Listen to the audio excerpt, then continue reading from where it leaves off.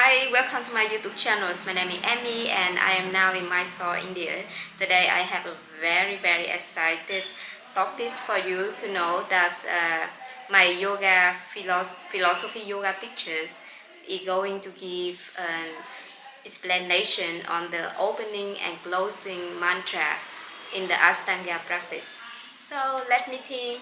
Hello. Hello, namaste. So can you please tell me a little bit about you?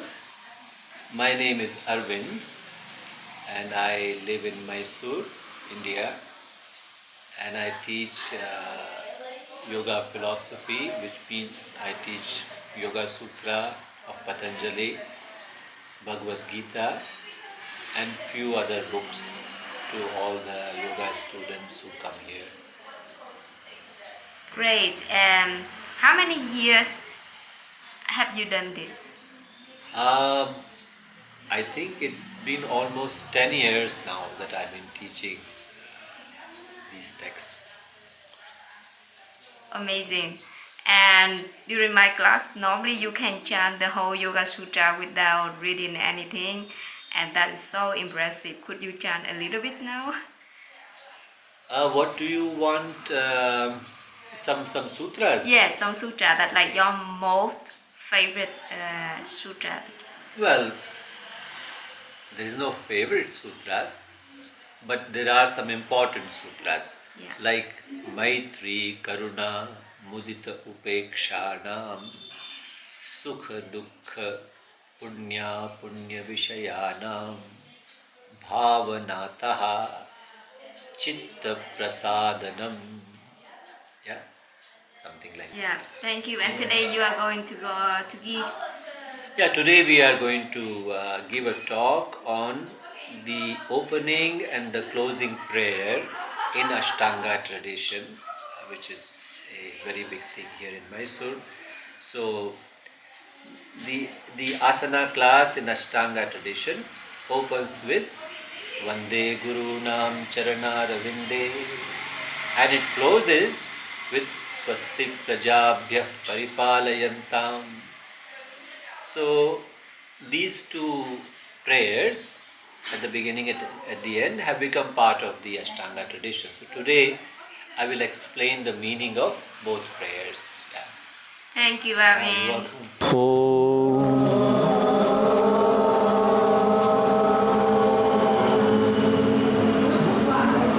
Vande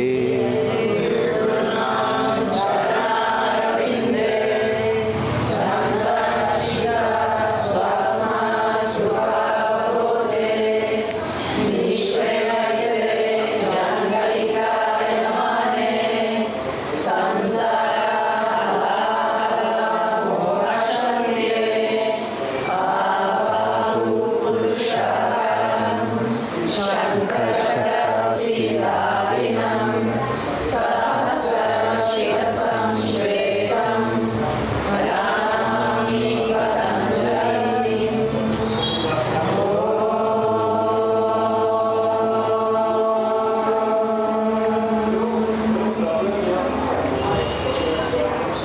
So this is a prayer from a book called Yoga Taravali.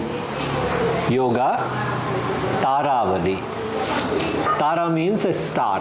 Tara. A lot of people have that name also, Tara.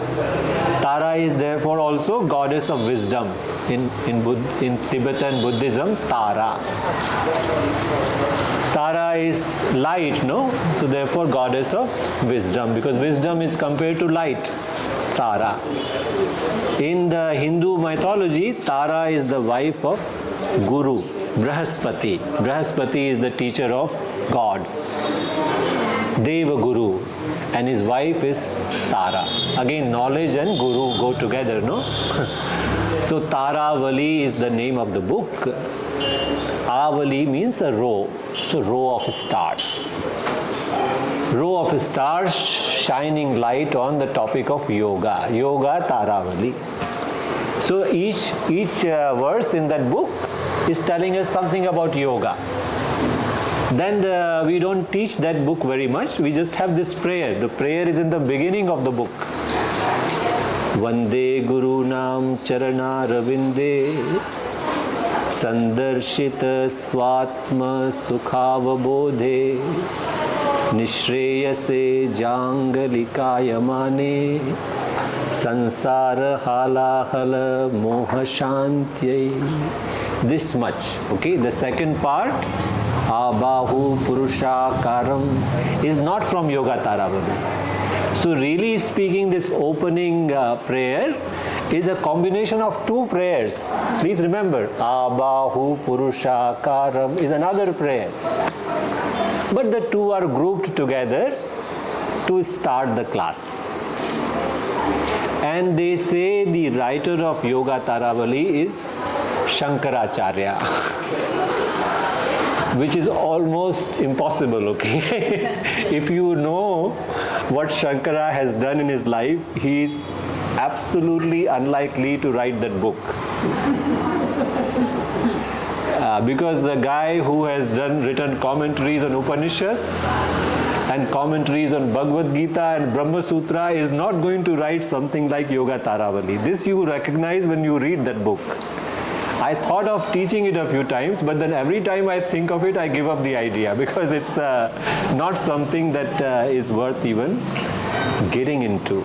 Yeah? All Tantra and other concepts are there in that. Somebody wrote it. Yeah? And so when we don't know who wrote it, we call it Shankaracharya. That's how it is. So therefore many books are attributed to Shankara, and the people who know Shankara's work, they will tell you that it's highly unlikely, if not downright impossible. But anyway, that's the source of the prayer, and the prayer is very beautiful. This prayer has a lot of meaning in it. So we take the prayer from there. How it got into Ashtanga tradition, I don't know. Perhaps it was something that the book was a favorite of Krishnamacharya, we can say that, because one of the copies available now is from the Krishnamacharya Yoga Mandiram. So they have published it, or maybe A.G. Mohan and some other people, they were involved in the all direct disciples of Krishnamacharya. But then in the Iyengar tradition, they don't chant this prayer. They chant something else. Some of you may know. Yogena chittasya padena vacham malam sharirasya cha vaidyakena yopakarotam pravaram muninam. What is the prayer doing? What is the prayer This prayer? Yeah, what does it mean? You mean the first? When we said at the beginning of the class, what does it mean? Which one? The Vande Gurunam or this one? We are coming to that.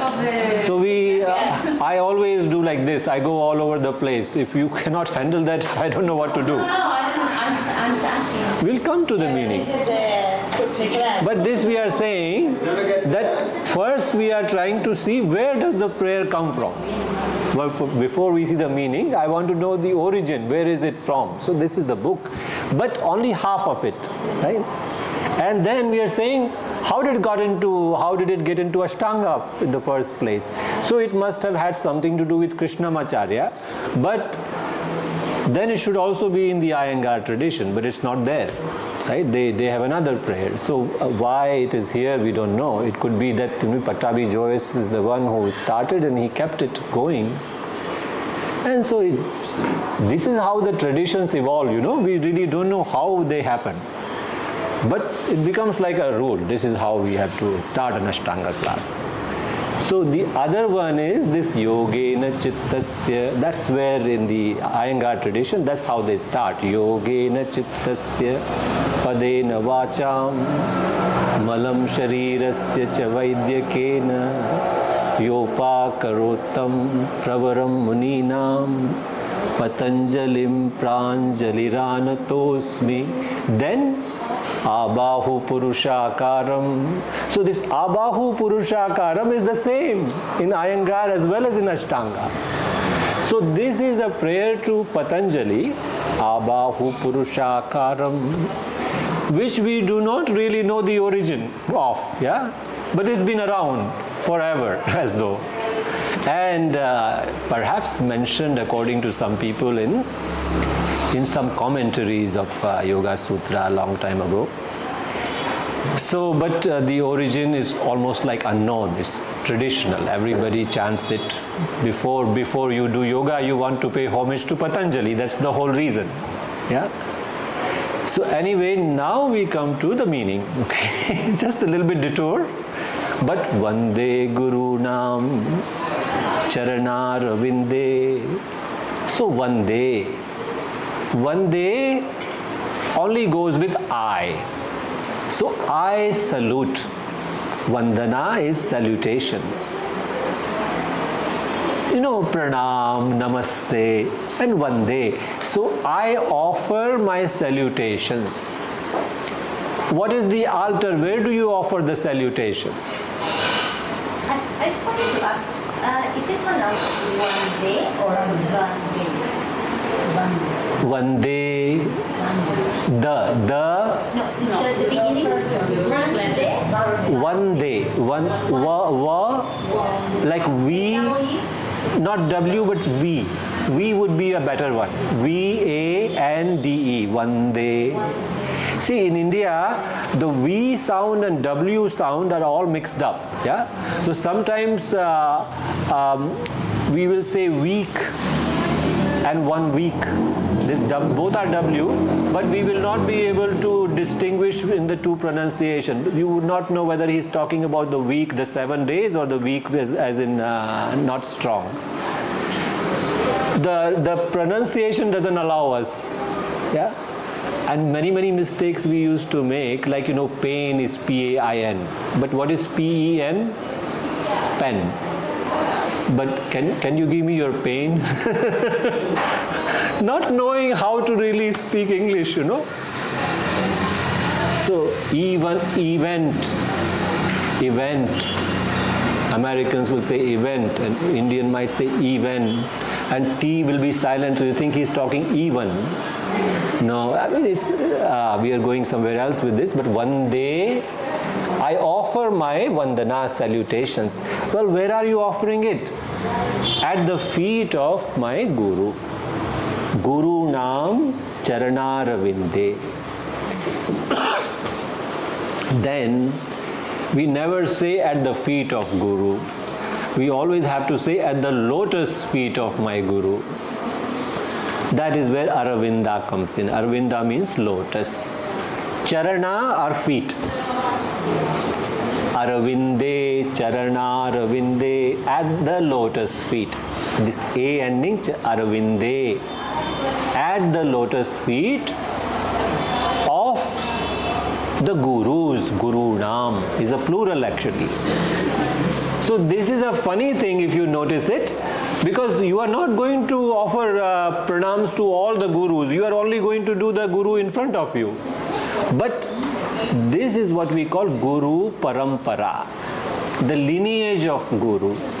So when you touch the feet of your Guru, you are saluting the entire language. That's why Gurunam, of the Gurus, Gurunam, is already a plural construction, not singular. So at the feet of my Gurus, Charana, like Karana, Charana, with which you walk, Chara, Chalo, Chalo, walk.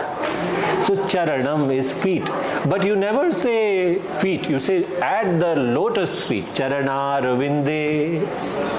Like Padma, Padma is lotus, you know, Padmasana. Similarly, Aravinda means lotus. That's my name. So Charanaravinde. So we suppose you receive something from the hands of your Guru. Then you will say what? I received it from the lotus hands of my Guru. Kararavinde. I heard it from the lotus mouth of my Guru. Something you heard it from him.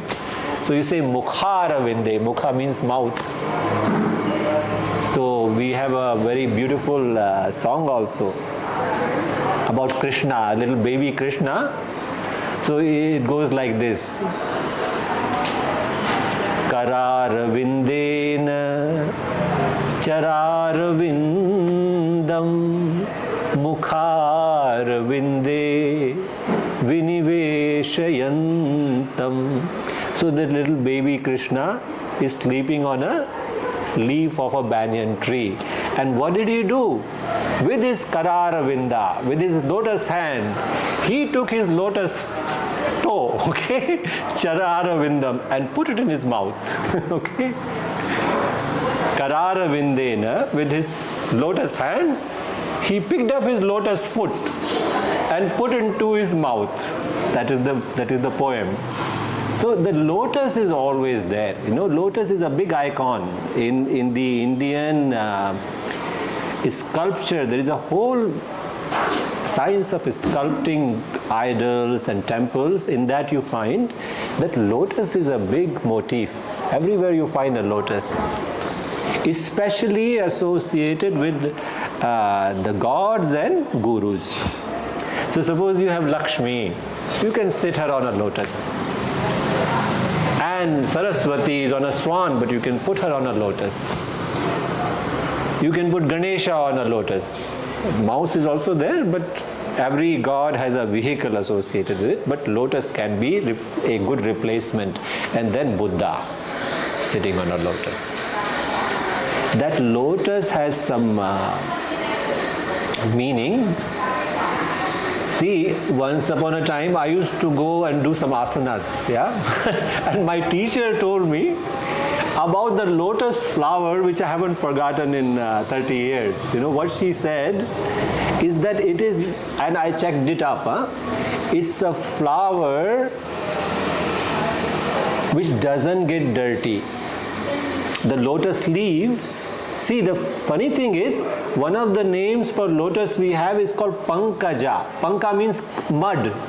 So if the pond is clean water, you will never have a lotus bloom in that. It has to be muddy water. For lotus to bloom, the lotus pond will always have mud. But the leaves of the lotus flower will never get dirty by the mud. They have a self-cleansing mechanism. You know, perforations, all the mud falls out. So it is not affected by Prithvi, the mud, the earth.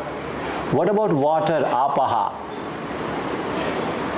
Water cannot make the lotus leaf dry, wet. It remains dry, perpetually dry. You should see this. These are facts. So the lotus leaf is neither affected by the Prithvi nor by apaha. What about heat? That's where the fun comes in. It doesn't suffer the heat. It is one of the few very, very rare flowers which are able to maintain their body temperature. Like, you know, we have the 98.4 degrees Celsius. So you can be in Calgary or in the hot India, the body temperature will be 98.4. So regardless of the temperature of the surrounding, the lotus flower is able to maintain its own temperature. That means even the fire element doesn't affect it. So it remains unaffected. That's why in the Gita they talk about a man of wisdom lives like a lotus leaf in water. Padma patram iva ambhasa. Ambhasa, waters. So what is the life of a wise man? Like a lotus leaf in the water. Padma patram. Patram is leaf. Ambhasa. Ambhasa, waters. In the water, unaffected he lives. The world doesn't change for a Buddha, but Buddha changes. And because of it, the surroundings have no impact on him. He's free, right? That is the idea of a wise man. The wise man is not suffering like the rest of the humanity, even though the world is the same. So this is the lotus Aravinda. Yeah. And what is the second thing which is very important in this prayer? Lotus, there is a difference between lotus and lily, right? Lily is different. Lily blooms to the moon and lotus blooms to the sun. So when the sunlight is there, then these petals open. Yeah? And when the sun sets in the evening, that lotus closes. So what is it? Receptivity for knowledge. It's open. It wants sunlight. It receives it. If there is no sunlight, it won't bloom. Okay? So it blossoms in light. So that means once life has flowered, blossomed into fullness, that is the knowledge does that conversion. So that is the Aravinda here. Vande Gurunam Charanaravinde. Now why are you saluting to this lineage of gurus, Guru Parampara? Then he said, Sandarshita. Sandarshita, they showed me. Sandarshita. What did they show you? Svatma, my own Atma. Swa means my own. Atma means the self. So Svatma they showed me. Therefore I offer my salutation. Not in a therefore situation, but suppose somebody says, who is a guru? Who can show you your Atma? Okay, Svatma. Means we suppose I say, do you know yourself? You say, yeah, of course I know who I am, my name, my form, and my age, and my weight, and my height. This is all we know. My experiences, where I have been, where I'm going. So this is what we say self-knowledge. Everybody knows the self. Everybody knows. But everybody knows the self wrongly. This is a fact. Then, who is the guru who can reveal to me what is my true self? That is called Svatma. This Svatma is Sukham. Okay? Because it is devoid of anxiety, devoid of worry, devoid of sorrow, devoid of fear. That's how the Atma is. The self is free from fear and sorrow. That self we do not know. So we have misconstrued ourselves, and that is considered in yoga the cause for our suffering. And so the guru is the one who removes that avidya and makes you see your Atma, Svatma. How does he show you this Atma? Then he says, Sukava Bodhe. Like Sthira Sukham Asanam. Yeah? What is the meaning of Sukham there? Not happy, but comfortable. Similarly, Avabodha means knowledge. Bodha and Buddha connected. Bodha, the one who has the knowledge, is called Buddha. Bodha, one who has the Bodha is Buddha. Avabodhe, for understanding. Understanding easily, sukhena. Right? So, sometimes what happens, you read a book, it makes sense to you until you read the commentary, right? The moment you read the commentary, whatever you understood, that also goes off the window, right? So there are a lot of people who know how to make the simple complicated. Guru shouldn't be like that, okay? So Sukhava Bodhe, I was able to learn very easily. Comfortably, the truth was revealed to me. Sandarshita, revealed. So when we go to the temple, if the new generation, I do not know, but the old generation will never say, I am going to the temple. You know what are they going to say? I am going to do darshan.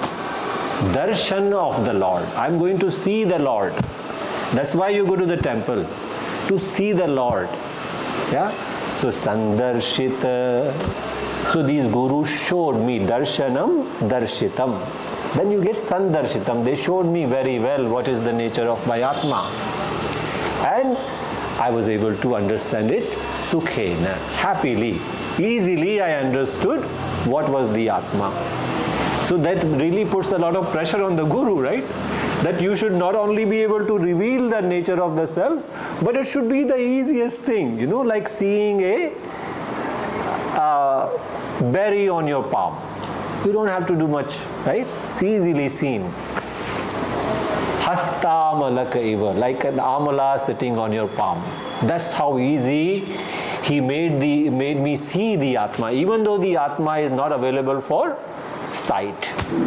It's not an object to be seen with your two eyes. That's why we put a third eye. Yeah? So it's not like there is a physical location here. That's also a problem, because some people try to drill. One Lama tried to really drill and third eye here. That's amazing how people can think that these things are physical. This is just a symbolic eye of the mind, eye of the knowledge. These eyes can only show you objects, but you want to know the subject. You want to know the knower, self. Self is the knower. That is not going to ever come and stand in front of you. It will always be behind the eyes, right? The seer is not going to be in front of the eyes to be seen by you. Therefore, the seer, if you want to see, you need something else, right? The eyes of wisdom, or the eyes of the Upanishad, we say, becomes like a mirror in which you see your self. So that is the Guru holds that mirror. Okay? See. You thought you were a mortal? Look again, you are immortal. You thought you are one of the many? No, you are the only one, Advaita. You are the water in all the waves, not in just one wave. You are the gold in all the ornaments. See, is gold limited to one necklace? Or is the gold in all the necklaces and all the rings and all the anklets and all the bracelets? Gold is in all the ornaments. Gold is not limited to one particular ornament. But that's what we think. And if you think that gold is limited, it doesn't really become limited. It's just your thought, it's assumption. It is limitless and it remains so. Okay? That has to be seen, and that cannot be seen with these two eyes. That requires some knowing. That's why we say self-knowledge. So, Sandarshita, Svatma, Sukava, Bodhe, for easy understanding, Sukhena avabodhe. Then what? Nih Sreyase Jangalikayamane. So this Jangalikayamana has been a word translated variously, right? So jungle doctor, you must have heard. Jungle doctor, Guru is a jungle doctor. What jungle doctor? What is this jungle doctor business? You know, some Jangalika. You can say Jangalika, the one who lives in a jungle. There is a bungle in the jungle, and that's all right by me. You heard that? I'm a tiger when I want love, and I'm a snake when I disagree. I don't know if you heard this, yeah? So jungle. Jungle is a Sanskrit word. Means a very thick forest. Not like a small little garden outside the city or something. Thick, deep forest is called jungle.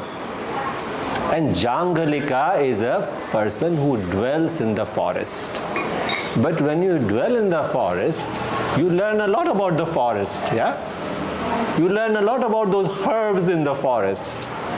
And if you are living in an Indian tropical forest, one of the many things you know about the herbs is to how to make a paste and apply it on a snake bite, because there are cobras in those forests. Cobras. King Cobra, not just Cobra. So you call him King Cobra not for nothing, okay? So if it bites you and you don't find a Jangalika within half an hour, life is over. That's what King Cobra is. It's shockingly fast, yeah? First of all, they can go so long, like a freight train, you know, going tuck, tuck, tuck, tuck. And you have to just watch from a distance, okay? And the bite of this cobra is electric fast, yeah? And there is no cure except some herbal paste that the Jangalika alone knows, yeah? And also you can have some other translation. Suppose you say stop at Jangali, then the Kayamana. Some places it's called a hut. Kayamana is like a hut. So the one who lives in a hut in the jungle. Jungle Book by Rudyard Kipling, yeah? Ganga Din and all this. There was a guy, British writer Rudyard Kipling. He wrote this book called Jungle Book. They made a movie. That's how the jungle, a Sanskrit word, got into the English lexicon.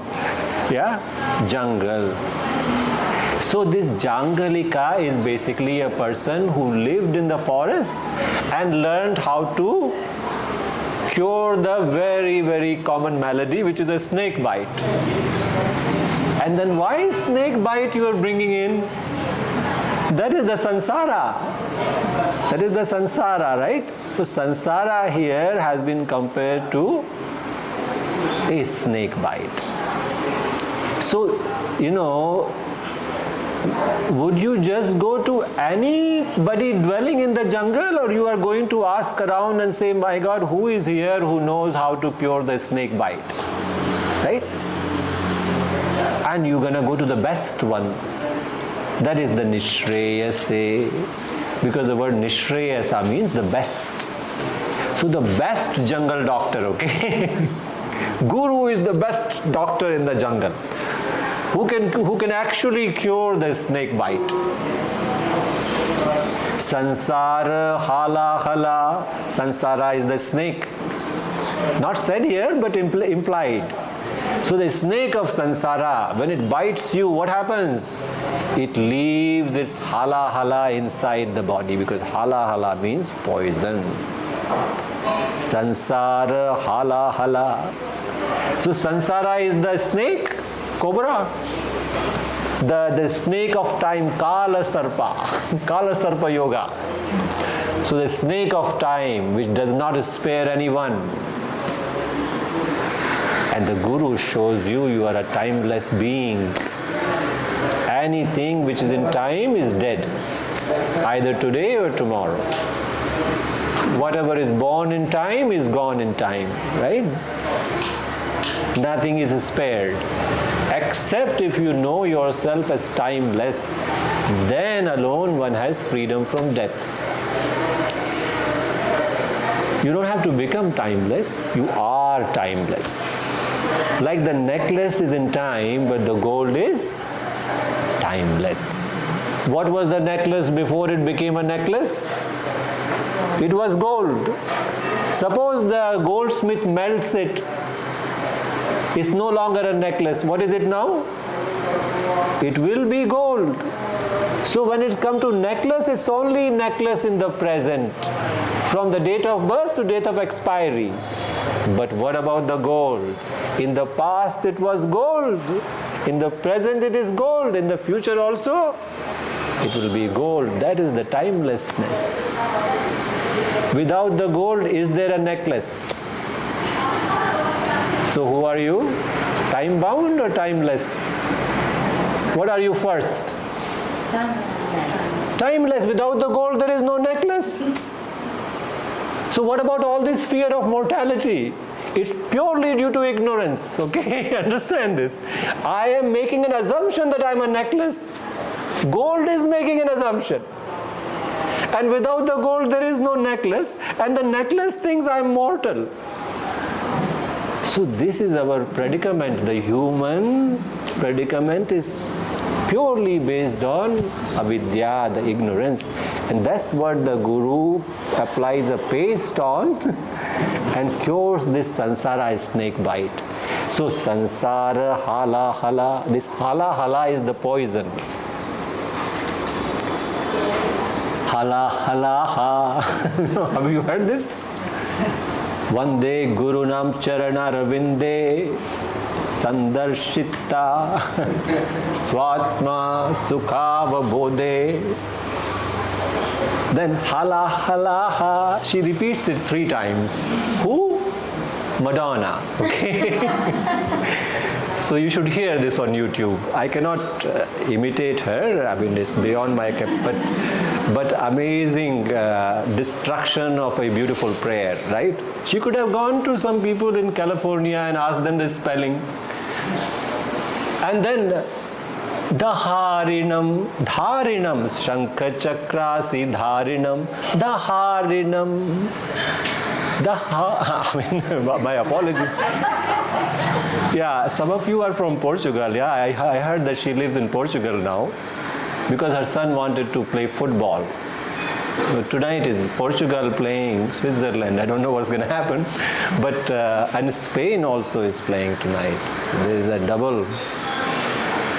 My class is full of Spanish and Portuguese people. I don't know what's going on. I really don't understand that. But this has been like the story for the last 2 years. Portugal and Spain is like 90%. And then rest is there. Some. Anyway, sorry for the diversion. Coming back, so what is Samsara? A snake bit this person and it left its poison inside the body. Halahala. Halahala is not an ordinary poison, it's the cobra bite. So it's what you call virulent, means a deadly poison. Poison of time. Samsara, also called Kalakuta. Synonym for Halahala. Then Samsara, Halahala, Moha, Shantyai. So Moha is what? Suppose a snake bites you. After some time, do you think this guy is going to be able to stand straight? No way.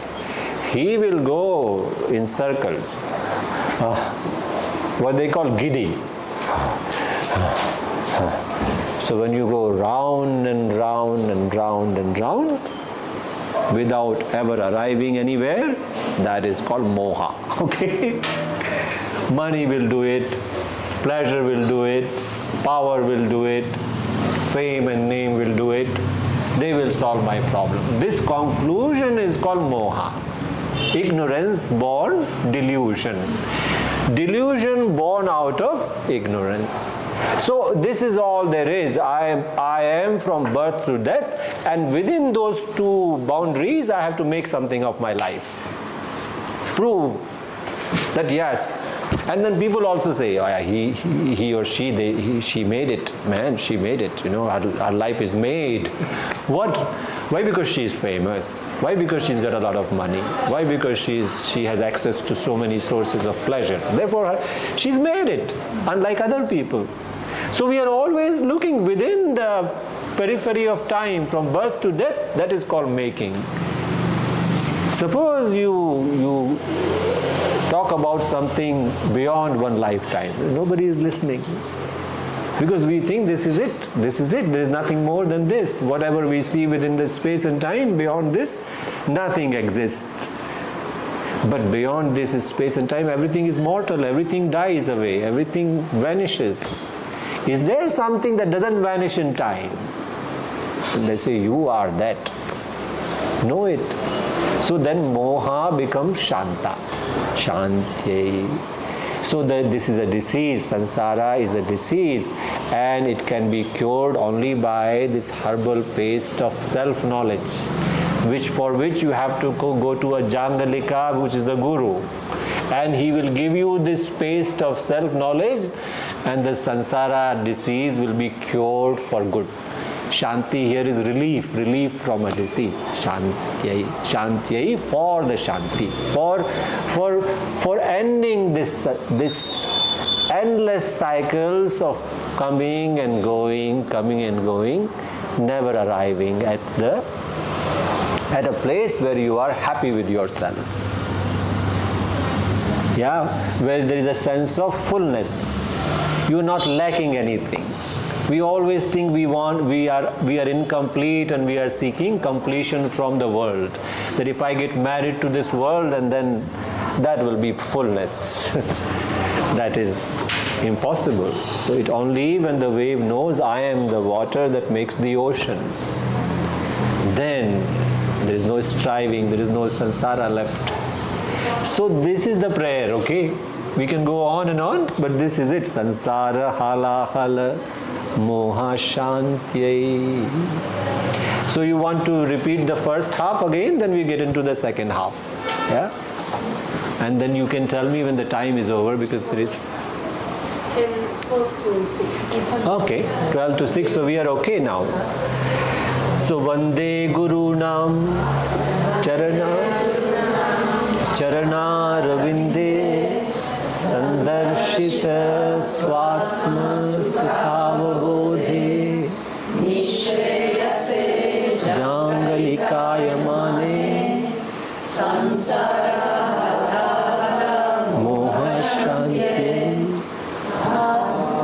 Abahu Purushakaram Shankhacakrsi Dharinam Sahasra Sirasam Svetam Pranamami Patanjalim. So this is Bahu, arms, you know. This is Bahu. And Abahu means as far as the arms go. Abahu. So Abahu, how far does the arms go? Never to your knees. Okay? If you have that long arms, you are like Rama. We have Rama is Ajanu Bahu, Janu Chirshatana. You know, Janu means knees. What was so special about Rama? That his hands went all the way to his knees. Ajanu Bahu. But everybody else, we mere mortals, our hands only go like halfway through your thighs. That's it. Yeah, if at all. So, what is this Patanjali? He is up to the waist. Purushakaram. Purusha here is just a human being. Yeah. Purusha means that infinite person also is called Purusha, the universal Purusha. But here Purusha means a man. So up to the arm, up to the waist, he has a form of a man. What about below the waist? Snake, right? Patanjali. The snake. So Abahu Purushakaram, the one whose bust as we see it in various places, up to the waist, he has a form of a man. Purusha Akara. Akara is a form. And then beyond the waist, he is like a mermaid, you know, half fish and half woman. Similarly, this is half snake and half. So what is the snake? Perhaps showing the origins of Patanjali, because there are stories of Patanjali, that Patanjali is the snake on which Lord Vishnu is reclining. Don't say sleeping, because Lord Vishnu closes his eyes, the world will come to an end. So you don't want him to close his eyes. He is just reclining, okay? Reclining on this is snake called Ananta. In fact, in yoga we have an asana, Anantasana. Yeah? One of you can, you know, like he is almost in an Anantasana. Lucio, put your hand like this and extend your legs. Like, can you put him in Anantasana like in Thailand? Buddha is in. Yeah, you can instruct him in Spanish. Yeah, it's for everybody. Yeah, and the legs have to be straight. No, yeah, no, the hand should be like this. No, this is how Buddha is depicted. This posture is called Anantasana. This is it. There you go. This is better. This is called Anantasana. So, why this? Because Vishnu, and according to some mythology, Buddha is an avatar of Vishnu, sleeps in this Anantasana. Ananta is the infinite Maya. That is the snake. And Patanjali is considered to be an avatar of this Ananta, the snake on which Vishnu is sleeping. In Germany, in Cologne, we were just walking in streets, and there was a yoga studio. And the name of the yoga studio was very strange to me. It says Vishnu's Couch. Really, there is a studio in Cologne called Vishnu's Couch. Means Patanjali. Okay, Vishnu's couch is this Ananta, and Patanjali is supposed to be the incarnation, and that is an Ashtanga place. So very nice choice of a name, Vishnu's couch. Suddenly you see Vishnu's couch. What is that? Oh, Vishnu's couch. So my teacher was a very funny man. He used to say to us that the first spring mattress was invented in India. You know, there's like it's 3 times like a mattress, coiled mattress, 3.5 Kundalini or whatever the hell that thing is. You know, Kundalini. I never really talk about that stuff. Shouldn't. But this is the Maya Shakti. We call it Vaishnavi Shakti. So the Shakti is the one which is the power of thinking and the power of doing. Kriya Shakti and Jnana Shakti. Samuchayat. Both are there in it. Also you can put Ichha Shakti. Power to desire, power to know, power to desire, and power to do. Jnana Shakti, Ichha Shakti, and Kriya Shakti. That is the 3. Yeah, and they are all have one source. Chittavayavaha Chitkriyayuta Shakhayurdvai Shakti Mulaka. There is a Mula Shakti, a base power, a fundamental Shakti, source power, which alone becomes Prana Shakti and Chitta Shakti. Power to think and power to do. Ramana Maharshi. So this is one source, and that is the only power we have. And the Lord is on top of it. Vishnu is not mastered by it. This Maya takes everybody to ride, confuses the hell out of everyone, but Vishnu, he remains on top of it. He is not under its. He is not a slave to the Maya Shakti. He commands that Shakti, and then that is called Ishvara. So that is the Vishnu, all-pervading. Ananta means infinite power. Vishnu, the word means all-pervading. So this all-pervading Purusha, and what about this? Maya Shakti or Prakriti. Purusha, Prakriti. That is the motive. That is what is depicted there. So the snake becomes Prakriti, Maya. One of the ways of saying the same thing, Maya, Prakriti. And then, what is Vishnu? The all-pervading Purusha. Vishnu, Vishnoti Sarvam, the all-pervading. So anyway, Abahu Purushakaram. And then, that's why half is snake. Why? Because that is the story. That's that same Ananta, that mattress, incarnated as Patanjali. To bless us with because what is yoga? Yoga gives you the Shakti to find that Purusha, Vishnu. So with all the powers, so one is snake, the Samsara is snake, creates the problem, and the other is snake cures it, right? The Samsara is snake is the one that bites you, that is also a snake. And here Patanjali also is a snake. But this snake can cure the bite, right? Becomes the solution for that. Abahu Purushakaram. And then Shankhacakrsi Dharinam. Dharinam, the one who holds. Dharanam is the dharma, dhatte, the one who holds together. Dharma is the one who holds the whole humanity together. Suppose there is no ahimsa, no satyam, we are all dead. We need that playing field where people are not hurting each other, not lying. Then that is called dharma. That dharinam, the same root, dhra. And dharinam, the one who holds. What? Shankha and chakra. Shankha is when you go to the temple, they blow the conch, you know. They blow a conch. That is called Shankha. Shankha. And then chakra is a disc. Sudarshana chakra. Like Krishna also. The disc of light. And so that those are the two things Vishnu is also holding. And so this Ananta, the snake, is coming from that origin. So Shankha and Chakra are showing those origins. And then third is Asi. Asi means a sword.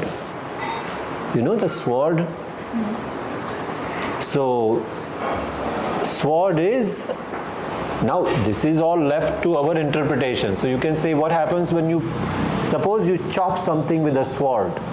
Do you have to, you get two pieces, right? But do you have to strike it twice or just once?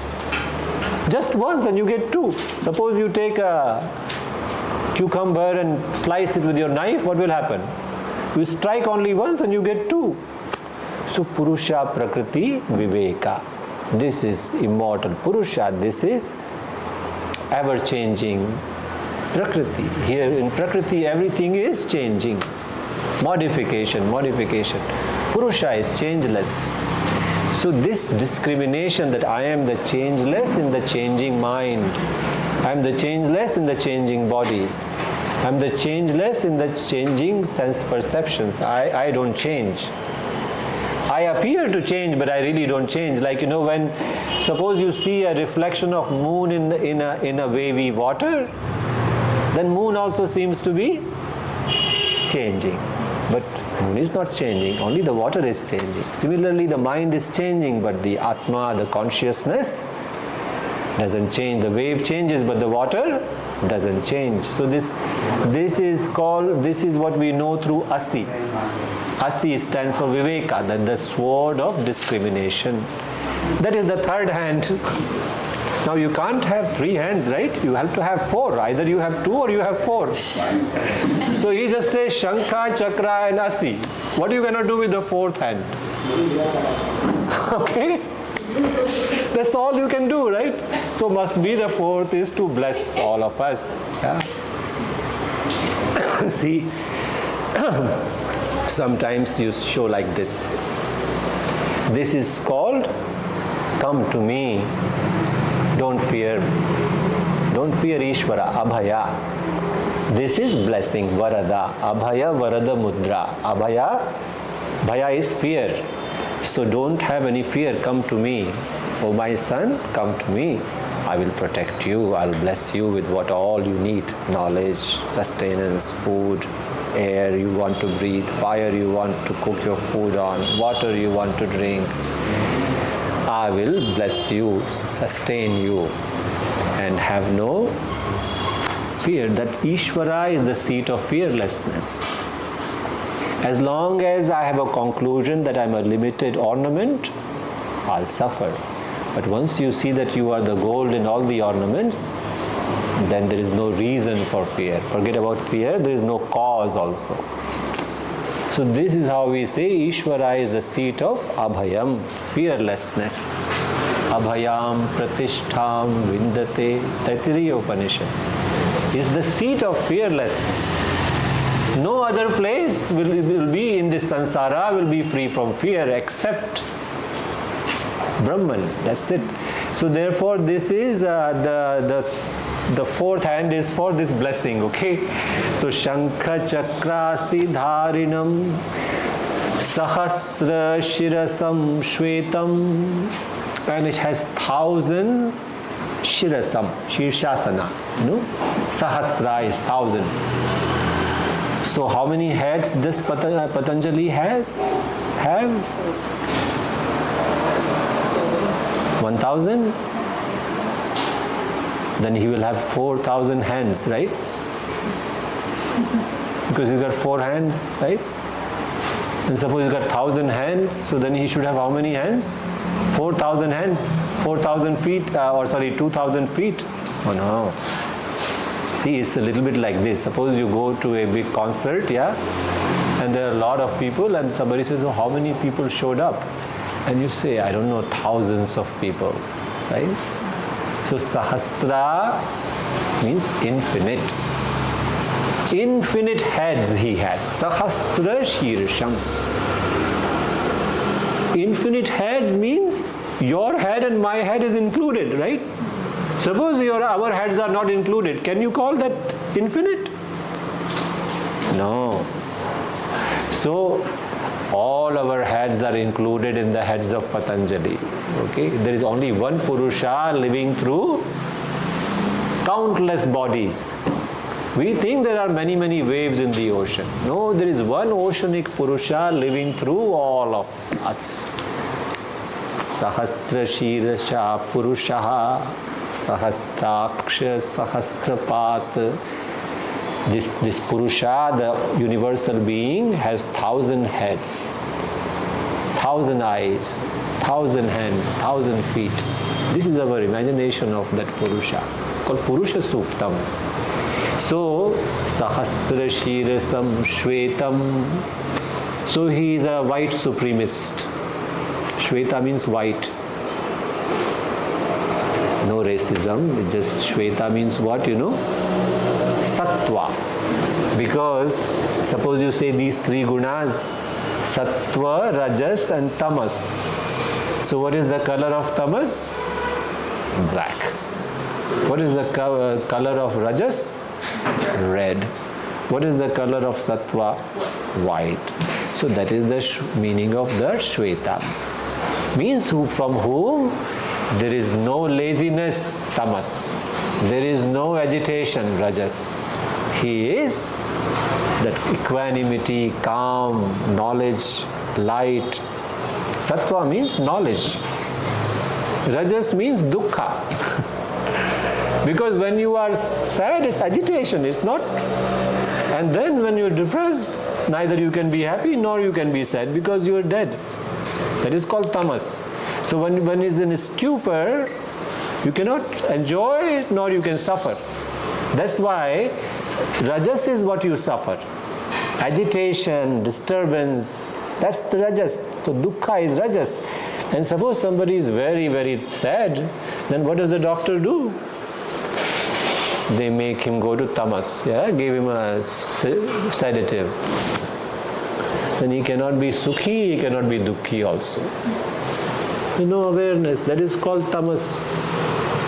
But in Rajas, there is pain and sorrow and fear. And when all this is missing, that is called sattva. That is sukham, shanti, sattva. So that is what Patanjali is. So Sahasra Sirasam Svetam Pranamami. Again, like Pranamami is like Vande.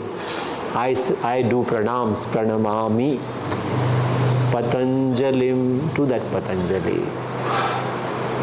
Pranamami Patanjalim. Om. This is the prayer,